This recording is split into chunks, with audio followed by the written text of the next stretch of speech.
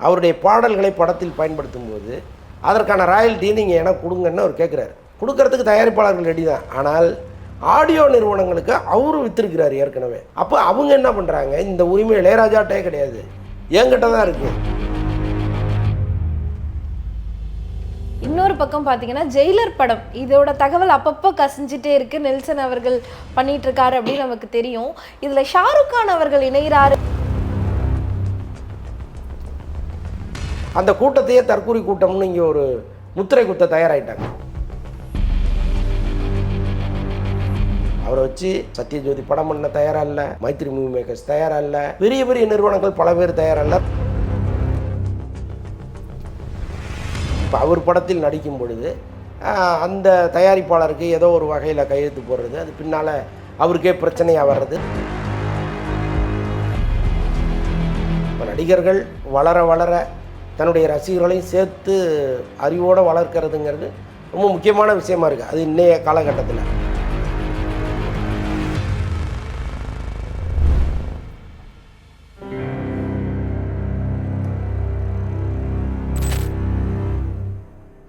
சிவகார்த்திகேயன் சமீபமாக ஒரு விஷயம் என்ன சொல்லியிருக்காரு அப்படின்னா, என்னை நீங்கள் யாரும் போட்டுற வேணாம், என்னோட ரசிகர்கள்லாம் அம்மா அப்பாவை போட்டுருங்க அப்படின்ற மாதிரி ஒரு விஷயம் சொல்லியிருக்காரு. இதை தொடர்ந்து ஒரு கருத்து என்ன வருது அப்படின்னா, இவரை யார் இப்போ போட்டுட்டு இருக்கா, அதெல்லாம் ஒரு காலம், அஜித் விஜயெல்லாம் அப்படி எல்லா ரசிகர்களும் பார்ப்பாங்க, பாலாபிஷேகம்லாம் பண்ணுவாங்க, இப்போ சிவகார்த்திகேயன் ரசிகர்கள்லாம் சோஷியல் மீடியா வரைக்கும் தான் அப்படின்ற மாதிரி ஒரு விஷயம் சொல்கிறாங்க.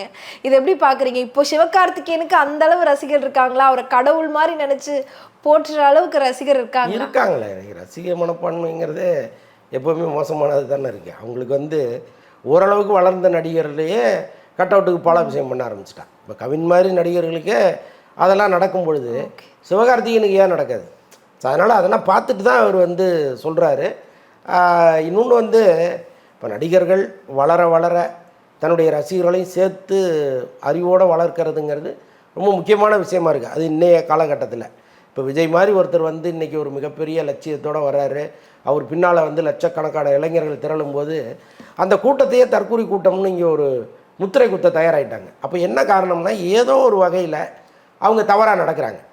அப்போது ஆட்டோமேட்டிக்காக மொத்த கூட்டத்தையுமே இது தற்கூரி கூட்டம்னு ஒரு பிராண்ட் பண்ணுறதுக்கான ஒரு முயற்சி நடக்குது. இப்போ சிவகார்த்திகேயன் இப்போலேருந்தே அவங்கள இல்லைங்க இதை பண்ணாதீங்க, கட் அவுட் மேலே ஏறாதீங்க, பாலாபிஷேகம் பண்ணாதீங்க, அழகு குத்தாதீங்க அப்படின்னு தொடர்ந்து சொல்லி வளர்க்கும்போது நாளைக்கு அவருக்கே ஒரு தாட்ஸ் வருதுன்னு வைங்களேன், அன்றைக்கி இந்த பிரச்சனைகள்லாம் வராது. ஸோ அதனால் ஒரு ரசிகனை சரியாக வளர்ப்பது ஒரு ஹீரோனுடைய கடமையும் கூட தானே. Okay sir. இப்போ சிவகார்த்திகேயன் தொடர்ந்து அப்படியே விமல் அவர்களை பற்றி ஒரு கேள்வி. சமீபத்தில் இந்த விமலோட இன்டர்வியூஸ் எல்லாம் பார்க்குறீங்களா சார்? ஏன்னா எல்லாமே ஒரு கவுண்டர் டக்குன்னு கவுண்டர் கொடுத்து எல்லாத்தையுமே ஆஃப் பண்ணிடுறாரு. ஒரு இன்டர்வியூ மாதிரியே இருக்க மாட்டுது. விமல் அவர்களுடைய இன்டர்வியூ சமீபமாக பார்க்குறீங்களா நீங்கள் ஏதாவது? நான் பார்க்கல. ஆனால் அவர் ஆரம்ப காலத்தில் வந்தப்போ இப்போ மேடையில் ஏறவே மாட்டார், மைக்கெல்லாம் கொடுத்தா ஓடிடுவார். என்னென்னா எனக்கு பேச தெரியாது அப்படிம்பார் அவர். இப்போ நீங்கள் சொல்கிறது கேட்கும்பொழுது தான் அடடா இப்படிலாம் இன்டர்வியூ கொடுக்குறாரோன்னு தோணுது. நம்ம என்ன பார்க்குறேன், இனிமேல் என்ன பார்க்குறேன், எனக்கு தெரியல இந்த கேள்விக்கு என்ன பதில் சொல்கிறதுன்னு தெரில. ஆரம்ப காலத்தில் விமல் மைக்கை கண்டா பயப்படுற ஒருத்தர் தான். ஓகே. இப்போ இன்டர்வியூஸ் எல்லாமே ஒரு கேள்வி கேட்டால் டக்குன்னு அதுக்கு ஒரு மாதிரி வித்தியாசமான ஒரு பதிலை தான் கொடுக்குறாரு. இயல்பாகவே விமல் அவர்கள் அப்படி தானா? எல்லாத்துக்கும் எடக்கு முடக்கா பதில் சொல்லக்கூடிய நபர் தானா? அந்த மாதிரி தான் இருக்கு அவரோட. இல்லைங்க, அவருக்கு நடிக்க வந்த பிறகு நிறைய சிக்கல்களில் மாட்டிக்கிட்டார். இப்போ கடன் வாங்கி கொடுக்கறது, இப்போ அவர் படத்தில் நடிக்கும் பொழுது அந்த தயாரிப்பாளருக்கு ஏதோ ஒரு வகையில் கையெழுத்து போடுறது, அது பின்னால் அவருக்கே பிரச்சனையாக வர்றது. ஸோ இந்த மாதிரி பொருளாதார ரீதியில் ஒரு பல இடங்களில் சைன் பண்ணி மாட்டிக்கிட்டார். அப்போ எல்லாரும் சேர்ந்து நம்மளை ஏமாத்துறாங்கங்கும்போது ஒரு கோபம் வரும். நாம் அமைதியாக இருந்திருக்கோம், இவ்வளோ நாள் பேசாமல் இருந்திருக்கோம், ஒரு கலந்துரையாடலில் கூட நம்ம கலந்துக்காமல் அப்படியே தள்ளி போயின்னு இருக்கோம். எல்லாத்துக்கும் காரணம் இதுதான். நாம் அன்னைக்கே எல்லாரோடையும் பழகி நல்லவன் கெட்டவன் புரிஞ்சுருந்தா நம்ம ஒரு இடத்துல போய் கையெழுத்து போட மாட்டோம், இப்படிலாம் தோணும் இல்லையா? அப்போ நம்ம இறங்குவோம்னு சொல்லிட்டு இறங்கி பேச ஆரம்பிக்கிறாரு. அது ஒரு வேளை தவறாக முடிஞ்சிருக்கலாம். எனக்கு சத்தியமாக நான் அவர் பேசி நான் கேட்கல. நீங்கள் சொன்னதுனால நான் பார்த்துட்டு வேணா அடுத்த இன்டர்வியூ நம்ம பேசுவோம். Okay sir. ஸோ அடுத்து அஜித் அவர்கள் சார், அவர் வந்து விளம்பர படங்களில் நடிக்க போகிறாரு அப்படின்னு இந்த செய்தியை கேட்டோன்னே எல்லாருமே ஷாக்கு. இது உண்மையா, எந்த அளவுக்கு உண்மை அப்படிங்கிற மாதிரி. ஏன் விளம்பரம் அண்ட் என்ன விளம்பரம், அதை பற்றி சொல்லுங்கள் விரிவாக எங்களுக்கு. இல்லை, அஜித் வந்து சில கோட்பாடுகளை வச்சுருக்காருங்க. அது அவசியம் இல்லாத கோட்பாடுகள் தான் நான் நினைக்கிறேன். இப்போ ஒரு நடிகர் விளம்பர படத்தில் நடிப்பதில் என்ன தவறுங்கிறேன். நீங்கள் ஒரு மதுபான விளம்பரத்தில் நடிக்கிறது தவறு, ஒரு சூதாட்ட விளம்பரத்தில் நடிக்கிறது தவறு, ஒரு காப்பித்தூள் விளம்பரத்துலேயும் ஒரு ஜவுளி கடை விளம்பரத்தில் நடிக்கிறதுல என்ன தவறு? அது என்ன இந்த சமூகத்தை கொண்டு போய் குப்பையில் கொட்ட போகுது? கிடையாது. இல்லை, அப்போ நான் வந்து நடிக்க மாட்டேன், எனக்குன்னு சில எத்திக்ஸ் இருக்குது அப்படின்னு ஆரம்ப காலத்தில் பேட்டி கொடுக்க வேண்டிய அவசியமே இல்லை. அன்றைக்கி அதெல்லாம் சொன்னதுனால தான் இன்றைக்கி உங்களுக்கு வியப்பாக இருக்குது, என்னடா அது இவரே விளம்பர படத்தில் நடிக்கிறான்னு. ஏன் சொல்லணும்? சொல்லாமலே இருந்திருக்கலாமே. நீங்கள் செய்ய போகிறது தவறு கிடையாது. இப்போ பிரகாஷ்ராஜ் வந்து இதில் நடித்தார், ஆன்லைன் ரம்மியில் நடித்தார். அவருக்கு காவல்துறை வந்து ஒரு என்கொயரி பண்ணும்போது என்ன சொன்னார், இது இப்படி போகும்னு எனக்கு தெரியாது, நான் ஏதோ அறிவு சார்ந்த விளையாட்டுன்னு நினச்சி இதில் வந்துட்டேன், பட் இது சூதாட்டம்ங்கிறதே எனக்கு அப்புறம் தான் தெரிஞ்சுது, சாரின்னு சொல்லிட்டு போயிட்டார். நீங்கள் அந்த மாதிரி ஒரு விளம்பரத்தில் நடித்தா கூட ஏற்கனவே பிரகாஷ்ராஜ் போய் மாட்டியிருக்காரு, நம்ம போகக்கூடாதுன்னு சொல்லலாம். அப்படி ஒன்றும் இல்லையே. நீங்கள் நடிக்க போகிறது ஒரு கொக்கோ கோலா விளம்பரம், நீங்கள் அதுக்காக வந்து வீட்டுக்கு வீடு இளநீ வாங்கி குடிங்கன்னு சொல்ல முடியாது, சொன்னாலே அவனும் கேட்க மாட்டான் இல்லையா. நாம் வந்து வெஸ்டர்ன் கல்ச்சருக்கு மாதிரி ரொம்ப காலம் ஆச்சு. நம்மளாம் கொக்கோ கோலா காளிமார்க் சோடா கூட குடிக்க மாட்டோம், கொக்கோ கோலா கையில் இருந்தால் பெருமைன்னு நினைக்கிற கூட்டமாக வாழ்ந்துட்டு இருக்கோம். ஸோ அதில் வந்து அவர் நடிக்கிறதுங்கிறது ஒரு பெரிய தவறான விஷயமெல்லாம் சொல்லவே வேண்டிய அவசியம் இல்லை, அதுக்காக ஒரு வருத்தப்படவும் தேவையில்லை. இப்போ வந்து அவருக்கு ஒரு ஃபினான்ஷியல் கிரைசிஸ் இருக்குது. என்னென்னா, இப்போ இந்த கார் ரேஸுக்கு போகிறாரு, பெரிய அளவு செலவாகும், கொஞ்சம் நஞ்ச செலவெல்லாம் கிடையாது, அவ்வளவு செலவு. அந்த அவர் போட்டிருக்கிற அந்த காஸ்டியூம் இருக்குல்ல, அந்த பாதுகாப்புக்கு போட்டிருக்கிறார் இல்லையா, அதுவே பல லட்சங்கள் இருக்கும். அப்போ அவர் ஒரு நாளைக்கு எத்தனை மாற்ற வேண்டியது இருக்கும்? ஒரு கார் டேமேஜ் ஆச்சுன்னா இன்னொரு கார் உடனே அங்கே நிற்கணும், அந்த காரே பல கோடிகள் விலை உள்ளது. ஒரு கார் உடஞ்சிருச்சுன்னா அந்த காரை சரி பண்ணலாம் நீங்கள் ஓட முடியாது, தூக்கி போட்டு அடுத்து வேறு காரில் தான் போகணும் அந்த ரேஸில். ஸோ அப்படி இருக்கும்போது செலவு பயங்கரமாக ஓடிக்கிட்டு இருக்கும். ஸ்பான்சர் கிடையாது, ஏன்னா அது போன்ற விளையாட்டுகளுக்கு பெரிய அளவு ஸ்பான்சர் வரமாட்டாங்க. ஸோ அந்த பிரச்சனை ஒன்று இருக்குது. இப்போ எல்லாமா சேர்ந்து சினிமாவிலேருந்து எவ்வளோ தான் கொண்டு போய் அங்கே போட முடியும்? அப்போ வெளியிலேருந்து கொஞ்சம் வந்தால் தான் பண்ண முடியும்னு அவர் நினைக்கிறாரு, செய்கிறாரு. அதில் ஒன்றும் தவறு இல்லையே. அஜித் அவர்கள் தமிழ்நாட்டை பொறுத்த வரைக்கும் ஒரு நடிகர் அந்த மாதிரி தான் நம்ம பார்க்குறோம். ஆனால் இப்போ ரேசிங் அப்படின்னு போயிட்டு அவர் ஒரு விளையாட்டு வீரர் ஆகிட்டாரு. இப்போ இந்த ஆட்ஸ்லலாம் நடிக்கிறதுக்கு காரணம் அவர் ஒரு விளையாட்டு வீரர் அப்படிங்கிறதுனாலயா? இல்லைங்க, இப்போ சச்சின்லாம் நடிக்கிறாருன்னா அந்த பணத்தை எடுத்துகிட்டு அவர் வீட்டுக்கு போயிடுவார். இந்த பிரச்சனையில் என்னென்னா, அஜித் வந்து அவ்வளோ செலவு பண்ணுறாரு, இந்த கார் ரேஸுக்கு அவ்வளவு செலவு பண்ணுறாரு, பணத்தை கொட்டிக்கிட்டே இருக்கார், எவ்வளோ கொட்டினாலும் அது சாப்பிட்டுக்கிட்டே இருக்குது. அப்போ என்ன பண்ண முடியும்? இதில் வந்து ஒரு விளம்பரமாக நடித்து வர்ற பணத்தை அதுக்குள்ளே போட வேண்டியதாக இருக்குது. சச்சின் நடிக்கிறதுக்கும் அஜித் நடிக்கிறதுக்கும் நிறைய வித்தியாசம் இருக்குது. இதில் அஜித் அவர்கள் தமிழ்நாட்டை பொறுத்த வரைக்கும் ஒரு நடிகர் அந்த மாதிரி தான் நம்ம பார்க்குறோம். ஆனால் இப்போ ரேசிங் அப்படின்னு போயிட்டு அவர் ஒரு விளையாட்டு வீரர் ஆகிட்டாரு. இப்போ இந்த ஆட்ஸ்லலாம் நடிக்கிறதுக்கு காரணம் அவர் ஒரு விளையாட்டு வீரர் அப்படிங்கிறதுனாலயா? இல்லைங்க, இப்போ சச்சின்லாம் நடிக்கிறாருன்னா அந்த பணத்தை எடுத்துகிட்டு அவர் வீட்டுக்கு போயிடுவார். இந்த பிரச்சனையில் என்னென்னா, அஜித் வந்து அவ்வளோ செலவு பண்ணுறாரு, இந்த கார் ரேஸுக்கு அவ்வளவு செலவு பண்ணுறாரு, பணத்தை கொட்டிக்கிட்டே இருக்கார், எவ்வளோ கொட்டினாலும் அது சாப்பிட்டுக்கிட்டே இருக்குது. அப்போ என்ன பண்ண முடியும்? இதில் வந்து ஒரு விளம்பரமாக நடித்து வர்ற பணத்தை அதுக்குள்ளே போட வேண்டியதாக இருக்குது. சச்சின் நடிக்கிறதுக்கும் அஜித் நடிக்கிறதுக்கும் நிறைய வித்தியாசம் இருக்குது. ஸோ இப்போ அஜித் அவர்கள் வந்து இந்த சமீபத்தில் விளம்பரத்தில் நடிக்க இருக்காரு, அது வந்து கேம்பா கோலா அப்படிங்கிற மாதிரி தகவல் அதுவும் நீங்கள் தான் சொல்லியிருந்தீங்க. ஸோ அதுக்கு என்ன காரணம்? கேம்பா வந்து அம்பானி அவர்களுடைய கம்பெனி, ஸோ அது அம்பானி அவர்களோட கம்பெனிங்கிறதுனால அஜித் ஒத்துக்கிட்டாரா, என்ன காரணம்? இப்போ அஜித் ரேஸ் போயிட்டுருக்கா இல்லையா, அதுக்கு வந்து ஸ்பான்சர் ரிலையன்ஸ் தான். இப்போ இந்த மாதிரி ரேஸ்களுக்கு ஸ்பான்சர் கிடைக்க மாட்டேங்கிறாங்கங்கிறது தான் அஜித் தொடர்ந்து அவருடைய பேட்டிகளில் சொல்கிறது. இப்போ அண்மை காலமாக அவர் கொடுத்த பேட்டிகள்லாம் பார்த்திங்கன்னா, ஸ்பான்சர் நிறைய பேர் வரணும், இந்த மாதிரி விளையாட்டுகளுக்கு வரமாட்டேங்கிறாங்க, ஒரு கிரிக்கெட்டுக்கு இருக்கிற ஆர்வம் வந்து இதுக்கு இல்லை, நீங்கள் இதை கொண்டு போங்க, மக்கள்கிட்ட கொண்டு போங்க அப்படின்னு தான் பேசுகிறாரு அவர். இப்போ ரங்கராஜ் பாண்டேட்டே அவர் பேசுனது என்னென்னா, இதை போய் மக்கள்கிட்ட கொண்டு போய் சொல்லுங்கள், இந்த மாதிரி விளையாட்டுகளுக்கு ஊக்கப்படுத்த சொல்லுங்கள் அப்படின்லாம் அவர் சொல்கிறாரு. அப்போ ஸ்பான்சர் டோட்டலாக வராமல் போயிடுச்சு. இந்த நேரத்தில் தான் அம்பானி மாதிரி ஒருத்தர் வந்து அஜித் மாதிரி ஒரு பெரிய ஹீரோவை தேடிக்கிட்டே இருக்கார். இப்போ எல்லா மாநிலத்திலையும் பெரிய பெரிய ஹீரோக்கள் இருக்காங்க, அவங்க வந்து ஏதோ குளிர்பான விளம்பரத்தில் நடிக்கிறாங்கன்னு போயிடலாம். ஆனால் அஜித் மாதிரி ஒருத்தர் நடிக்கும் பொழுது அதுக்கு ஒரு தனி அந்தஸ்து வந்துடுது. அப்போ என்ன பண்ணுறாங்கன்னா, நீங்கள் அதை பண்ணி கொடுங்க, நான் இது பண்ணி கொடுக்குறேன் அப்படின்ட்டு உள்ளே வராங்க. ஸோ அதனால் வந்தது தான் இது. Okay sir. இப்போ இது ஒரு பக்கம் ஸ்பான்சர், இன்னொரு பக்கம் சம்பளமும் வாங்கிப்பாரு, ரெண்டுமே இருக்குமா? இது எப்படி? கட்டாயமா அது கார் ஸ்பான்சருங்கிறது வேறு, அதுக்கு தனி அமௌண்ட் வந்துடும். இதில் நடிப்பதற்கான அமௌண்ட்டுங்கிறது தனியாக. Okay sir. ஒரே கல்ல ரெண்டு வாங்க அந்த மாதிரி ரெண்டுத்துலேயும் சம்பாதிச்சிடுறாரா? ஆமாம். Okay sir. ஸோ நம்ம வந்து இந்த அஜித் அவர்களுடைய இந்த சினிமா பயணம் பற்றி ரொம்ப காலம் பேசிகிட்டு இருக்கோம். ஸோ ஒரு காலத்தில் வலிமைக்கு அப்டேட்டே வரல அப்படின்னு பேசின காலம் இருக்குது. அதுக்கப்புறம் அஜித் அவர்கள் விடாமுயற்சி என்ன படம் அப்டேட்டே வரலன்னு பேசின காலம் இருக்குது. ஆனால் இப்போது அஜித் அவர்களுடைய இந்த கரண்ட் சுச்சுவேஷன் எடுத்துக்கிட்டிங்கன்னா, ஒரு பக்கம் இன்டர்வியூஸ் கொடுக்குறாரு, கோயிலில் இருக்கிறத நியூஸ் கேள்விப்படுறோம், அடுத்தடுத்து இப்போ ஆடில் நடிக்கிற அளவுக்கு வந்துட்டார். இப்படி அடுத்தடுத்த மாற்றத்துக்கு என்ன காரணம் சார்? இந்த ரேசிங் தான் நீங்கள் சொன்ன மாதிரி அதில் பணம் போடணுன்றது தான் இவ்வளோ விஷயங்களையும் பண்ணுறாரா? ஆமாங்க, இந்த மாற்றம் தேவைன்னு தான் நம்ம ஆரம்பத்திலே சொல்லிகிட்டு இருக்கோம். நீங்கள் தனியாக ஒரு மனிதராக வாழ்ந்துட்டுருங்க, கூட்டத்தோட கூட்டமாக வாழ வேண்டியதுதானே. இப்போ எல்லா நடிகர்களும் இங்கே எப்படி இருக்காங்களோ, ஷாருக்கான்லேருந்து சல்மான்லேருந்து அமிதாப் பச்சன்லேருந்து யாரெல்லாம் இந்தியாவின் தலை சிறந்த நடிகர்கள்னு சொல்கிறோமோ எல்லாருமே இயல்பாக தானே இருக்காங்க. எல்லாரோடையும் கலந்து பேசுகிறாங்க, ஒரு நிகழ்ச்சின்னா வராங்க, அவங்க படம்னா அந்த படத்தை தூக்கி சுமக்கிறாங்க ஒவ்வொரு மாநிலமாக. ஏன் நீங்கள் மட்டும் தனியாக இருக்கீங்கிறது தான் நம்ம தொடர்ந்து கேட்குற கேள்வியாக இருக்குது. இன்றைக்கி அதுக்கெல்லாம் ஒரு விடை தெரிகிற மாதிரி மெல்ல மெல்ல ஒரு இறங்கி வராரு. இதை நம்ம பாசிட்டிவாக தான் பார்க்கணும். இது விமர்சனமாக பண்ண வேண்டிய அவசியம் இல்லை. பத்தியா வந்துட்டார் பத்தியா அப்படின்னு சிரிக்கிறதுக்கு ஒன்றும் கிடையாது. வரணும்னு தானே நம்ம விருப்பமே. அதனால் வந்திருக்காரு, இன்னும் பல படிகள் இறங்கி வாங்கன்னு தான் சொல்கிறோம். Okay sir. இப்போ இதை தொடர்ந்து இந்த பட ப்ரமோஷனுக்குலாம் அவர் வர்றது கிடையாது. ஆனால் இப்போ சமீப கால பேச்சு என்னன்னா, சம்பளம் ரொம்ப அதிகமாக கேட்குறாரு, அவருடைய சம்பளத்துக்கு தயாரிப்பாளர்களே கிடைக்கல அப்படின்னு சொல்கிறாரு. இந்த அளவு சம்பளம் கேட்டாருன்னா பட ப்ரமோஷனுக்குலாம் இனிமேல் இறங்கி வருவாரா? அவர் ப்ரொமோஷனுக்கெல்லாம் இறங்கி வரமாட்டார். அதில் அவர் ரொம்ப தெளிவாக இருப்பார்.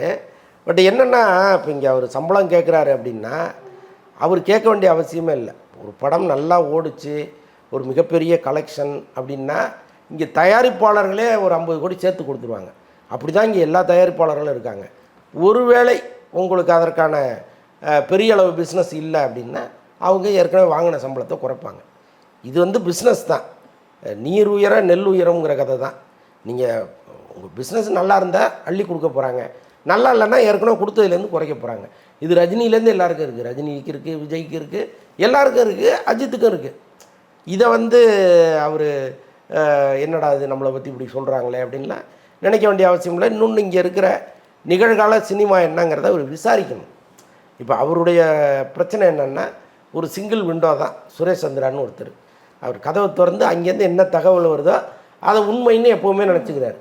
இப்போ அவர்கிட்ட ஒர்க் பண்ணுறவர் என்ன சொல்லுவார், சார் உங்கள் படம் அப்படி சார், இப்படி சார், அவ்வளோ கோடி கலெக்ஷன் சார், அப்படி தானே சொல்லுவாங்க. அப்போ அதை தாண்டி நீங்கள் விசாரிக்கும் பொழுது தான் நமக்கு ஏன் வந்து இவ்வளோ பெரிய சம்பளத்தை கொடுக்க யோசிக்கிறாங்கங்கிறதே தெரியும். அதை தாண்டி அவர் போக மாட்டேங்கிறார். இதில் இருக்கிற மிகப்பெரிய சிக்கலே இதுதான். இப்போ இந்நேரம் அறிவிச்சிருக்க வேண்டிய படம் ஏன் அறிவிக்க முடியாமல் தள்ளி தள்ளி போகுதுன்னா அந்த சம்பள பிரச்சனை தான். அவரை வச்சு சத்யஜோதி படம் பண்ண தயாராக இல்லை, மைத்ரி மூவி மேக்கர்ஸ் தயாராக இல்லை, பெரிய பெரிய நிறுவனங்கள் பல பேர் தயாராக இல்லை. ராகுல்னு ஒருத்தர் வந்தார், அவருக்கு ஃபைனான்சியல் பேக்கிங் வந்து அவ்வளோ பெருசாக இல்லை. அவர் எங்கேருந்தோ பணம் வாங்கி அஜித்துக்கு அட்வான்ஸ் கொடுக்கணும்னு நினச்சார், அங்கேயும் லாக் ஆகி போச்சு.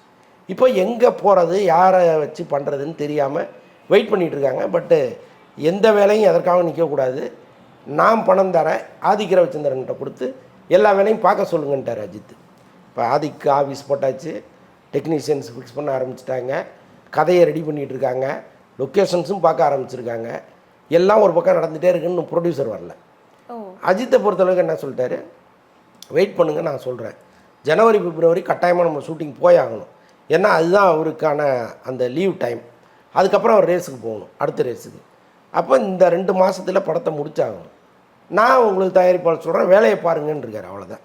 அது யார் தயாரிப்பாளருங்கிறது இந்த நிமிஷம். அப்போ அடுத்த படத்தோட இயக்குனர் ஆதிக் ரவிச்சந்திரன் அது உறுதிப்படுத்திட்டாங்க.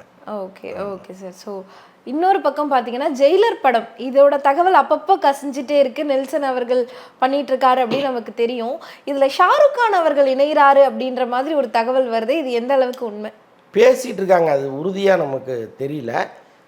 நிறைய நடிகர்கள் அதுக்குள்ளே இழுத்து போட்டுக்கிட்டே இருக்காங்க. அது என்னென்னா, இப்போ இந்த பேன் இண்டியா கான்செப்ட் தான்.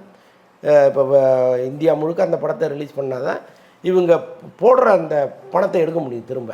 அப்போது ஒவ்வொரு மாநிலத்திலேருந்தும் ஒரு முக்கியமான ஹீரோ இதுக்குள்ளே வரணும்னு தான் அவங்க பண்ணிகிட்டு இருக்காங்க. இப்போ பாருங்கள், பாலகிருஷ்ணன் அந்த படத்துக்குள்ளே இருக்காருன்னு ஆரம்பத்தில் சொன்னாங்க, பேசுனாங்க. திடீர்னு பாலகிருஷ்ணன் இல்லை, அதுக்கு பதிலாக விஜய் சேதுபதியை போட்டிருக்காங்க. பட் என்ன இருந்தாலும் ஆந்திராவிலேருந்து ஒரு ஹீரோ அவங்க இறக்கி ஆகணும். அப்போ தான் அங்கே அவங்க பெரிய பிஸ்னஸ் பண்ண முடியும். ஸோ இப்படிலாம் சிக்கல் இருக்குது. அதில் ஷாருக்கான்ட்ட பேசிகிட்டு இருக்கிறதா சொன்னாங்க. Okay sir. ஸோ அடுத்து இளையராஜா அவர்களோட இந்த பாடல் வழக்கு அடுத்தடுத்து இந்த வழக்கு தொடர்ந்துட்டே இருக்காரு. இந்த விஷயத்தை நீங்கள் எப்படி பார்க்குறீங்க? ஏன்னா இளையராஜாவுடைய பாடல்கள் வந்து பல காலம் கேட்கக்கூடிய எவர்கிரீன் பாடல்களாக இருந்தாலும் இப்போ இருக்கக்கூடிய இந்த 2K கிட்ஸும் சென்சி கிட்ஸுக்கெலாம் அவ்வளோவா இளையராஜாவுடைய பாடல் தெரியாது. ஆனால் இந்த மாதிரி படங்களில் அது திரும்பி வரும்போது மக்கள் அதை கொண்டாடுறாங்க. குறிப்பாக இந்த யங்ஸ்டர்ஸ் எல்லாமே கொண்டாடுறாங்க. ஆனால் இளையராஜா அதுக்கும் தடை விதிக்கிறாரு. இல்லை, என் பாட்டு வந்து போய் சேரக்கூடாது இதுக்கு மேலே அப்படின்னு நினைக்கிறாரா? இதை எப்படி பார்க்குறீங்க? நீங்கள் நிறைய இளையராஜா பாடல் கேட்டிருப்பீங்க, இது குறித்து சொல்லுங்கள். இல்லைங்க, இளையராஜா பாடல்களை இந்த ஜென்சி கிட்ஸும் கட்டாயமாக கேட்குறாங்க. அது என்னென்னா அவங்க காதுகளில் விழுவதற்கான சந்தர்ப்பத்தை இங்கே ஏற்படுத்தி கொடுக்கணும். அதுக்கு அவரே தடையாக இருக்காருங்கிறது தான் இப்போ ஒரு பெரிய பிரச்சனையாக இருக்குது. இப்போ என்னென்னா, என்னுடைய பாடல்கள் அடுத்த தலைமுறைக்கு போகணும், அதுக்கு அடுத்த தலைமுறைக்கும் போகணும்னு நினைக்கிறது ஒரு இசையமைப்பாளருடைய ஆசையாக இருக்கலாம். ஆனால் இளையராஜாவை பொறுத்தளவுக்கு அந்த ஆசைகள்லாம் கடந்து அவர் எங்கேயோ போயிட்டார். அவர் இந்த பாட்டெல்லாம் கொண்டு போய் அடுத்த தலைமுறை கேட்டு கைத்தட்டி அது என் காதில் விழுந்து அதை வச்சு தான் நான் வாழணும்னு அவசியம் கிடையாதுன்னு அவர் ரொம்ப உறுதியாக இருக்கார். கேட்டவன் கேளு, கேட்காதவன் போடாங்கிற மாதிரி ஆயிட்டார். ஆனால் இதில் என்ன இந்த தொடர்ந்து பிரச்சனை ஏற்படுது அப்படின்னா, அவருடைய பாடல்களை படத்தில் பயன்படுத்தும் போது அதற்கான ராயல்ட்டி நீங்கள் எனக்கு கொடுங்கன்னு அவர் கேட்குறாரு. கொடுக்கறதுக்கு தயாரிப்பாளர்கள் ரெடி தான். ஆனால் ஆடியோ நிறுவனங்களுக்கு அவரும் விற்றுருக்கிறார் ஏற்கனவே. அப்போ அவங்க என்ன பண்ணுறாங்க, இந்த உரிமை இளையராஜாட்டே கிடையாது, என்கிட்ட தான் இருக்குது, நீங்கள் என்கிட்ட தான் பர்மிஷன் கேட்கணும்னு அவங்க வராங்க. ஒரு தயாரிப்பாளர் 2 பேருக்கு கொடுக்க முடியாது. நான் என்ன சொல்கிறேன், இப்போ இந்த பாட்டுக்கு 1 லட்ச ரூபா ஃபிக்ஸ் பண்ணுங்க, ஆளுக்கு 50,000 வாங்கிட்டு போங்கன்னா பிரச்சனையே இல்லை. ஆனால் அது நடக்குதான்னா அதுவும் இல்லை. நீங்கள் முழுக்க எனக்கு தான் கொடுக்கணும்னு இளையராஜா சொல்கிறாரு, முழுக்க எனக்கு தான் கொடுக்கணும்னு ஆடியோ நிறுவனம் சொல்லுது. இப்போ என்ன பண்ணுறதுன்னு தெரியாமல் ஆடியோ நிறுவனத்தோட ஒரு அக்ரிமெண்ட் போட்டு படத்தில் பயன்படுத்திடுறாங்க. இளையராஜா என்ன நினைக்கிறாரு, இதில் வந்து டைட்டில் கார்டில் நன்றி இளையராஜான்னு போடு, பாட்டை பயன்படுத்துறதுக்கு முன்னாடி நீங்கள் குழுவோடு என்னை சந்தித்து, ஐயா நான் சந்தித்து இது மாதிரி பாட்டை பயன்படுத்துகிறேன், எனக்கு நீங்கள் அனுமதி கொடுங்கன்னு கேளுங்க. இது 2ம் நடந்த பிறகு எனக்கு ஒரு தொகையை கொடுத்துட்டு போனீங்கன்னா நான் விட்டுடுறேன், இல்லைன்னா விட மாட்டேங்கிறாரு. ஸோ இதில் மாட்டிக்கிட்டு தவிக்கிறது யாருன்னா இப்போ இருக்கிற இயக்குனர்கள், இளையராஜாவை நேசிக்கிற இயக்குனர்கள். நீங்கள் இளையராஜாவை பிடிக்காதவங்க இளையராஜா பாட்டை பயன்படுத்த போகிறதே கிடையாது படத்தில். அவரை நேசிக்கிறவங்க தான் அந்த படத்தில் பாட்டை பயன்படுத்துகிறாங்க. இப்போ இதற்கு ஒரு வழி என்ன இருக்குது அப்படின்னா, நீதிமன்றம் விரைவாக தீர்ப்பு சொல்லணும். அது ஒன்று தான் வழி. இப்போ 2 பேருமே நீதிமன்றத்துக்கு போயிட்டாங்க. இளையராஜாவும் போயிட்டார், ஆடியோ நிறுவனமும் போயிடுச்சு. இப்போ அங்கே அவங்க எல்லாத்தையுமே அலசி ஆராய்ஞ்சு ஒன்று இளையராஜாவுக்கு அல்லது ஆடியோ நிறுவனத்துக்குன்னு ஒரு தீர்ப்பை சொல்லிட்டாங்கன்னா இந்த பிரச்சனைக்கு ஒரு மிகப்பெரிய முற்றுப்புள்ளி வச்சிடலாம். அது எப்போ நடக்கும்னு தெரியல. அதுக்கு ஒரு முடிவு கிடைக்கும்னு எதிர்பார்க்கணும் சார். அடுத்து விஜய் அவர்களோட ஜனநாயகன் திரைப்படம், இது பகவத்கேசரி அந்த கதையை தழுவி தான் எடுக்கிறாங்க அப்படின்னு சொல்றாங்க.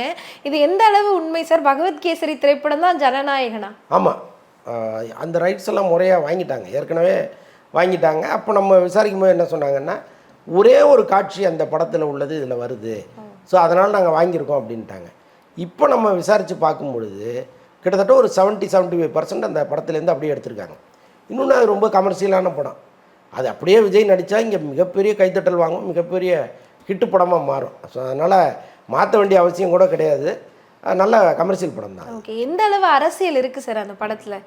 அந்த படத்தில் கொஞ்சம் அரசியல் இருக்குது, இங்கே கொஞ்சம் அதிகப்படுத்தியிருக்காங்க. அது நடிகர் கார்த்தி அவரோட வாவாத்தியாரை திரைப்படம் ஸ்டூடியோ கிரீனோட ப்ரொடக்ஷனில் வருது.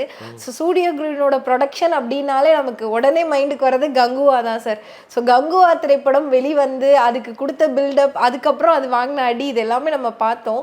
இப்போ வாவாத்தியாரே எப்படி இருக்கும்? ஏன்னா சூர்யா அவர்களுக்கு அடுத்து அவர் தம்பி கார்த்தி அதே ப்ரொடக்ஷனில் படம் பண்ணுறாரு. இந்த திரைப்படம் எப்படி வருது?